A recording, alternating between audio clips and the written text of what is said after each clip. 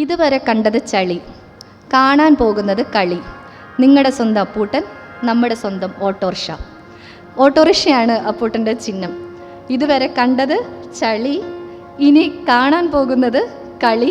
നിങ്ങളുടെ സ്വന്തം അപ്പൂട്ടൻ, നമ്മുടെ സ്വന്തം ഓട്ടോറിക്ഷ. ആദ്യത്തെ ദിവസം ഈ മനുഷ്യൻ എന്തോ ചെയ്തുകൊണ്ടിരിക്കുന്നു എന്ന് തോന്നുന്നു. രണ്ടാം ദിവസമായപ്പോഴേക്കും കളി കുറച്ചങ്ങോട്ട് മാറുകയാണ്. അടുത്ത ദിവസം അപ്പൂട്ടൻ്റെ ബാഡ്ജ് വന്നു. ബാഡ്ജിൽ ഇങ്ങനെയായിരുന്നു: കക്കില്ല, കള്ളന് കഞ്ഞി വെക്കൂല, നിങ്ങളുടെ സ്വന്തം അപ്പൂട്ടൻ, നമ്മുടെ സ്വന്തം ഓട്ടോറിക്ഷ. അങ്ങനെയാണ് രണ്ടാം ദിവസം വരുന്നത്. മൂന്നാം ദിവസം വരുന്ന വാചകം: കുത്തിന് പിടിച്ചായാലും കഴുത്തി കത്തി വെച്ചായാലും നാടിന് വേണ്ടത് വാങ്ങിച്ചെടുത്തിരിക്കും, നിങ്ങളുടെ സ്വന്തം അപ്പൂട്ടൻ, നമ്മുടെ സ്വന്തം ഓട്ടോറിക്ഷ. ഓരോ ദിവസവും ഇങ്ങനെ വന്നുകൊണ്ടിരിക്കുകയാണ്.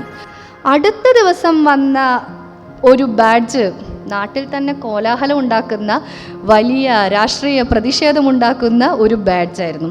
അദ്ദേഹം പറഞ്ഞത് ഇങ്ങനെയാണ്: ഒരു ജാതിയും ഒരു മതവും ഒരു ദൈവവും നോക്കി വോട്ട് ചെയ്യരുത്, മനുഷ്യനെ നോക്കൂ, നിങ്ങളുടെ സ്വന്തം അപ്പൂട്ടൻ, നമ്മുടെ സ്വന്തം ഓട്ടോറിക്ഷ.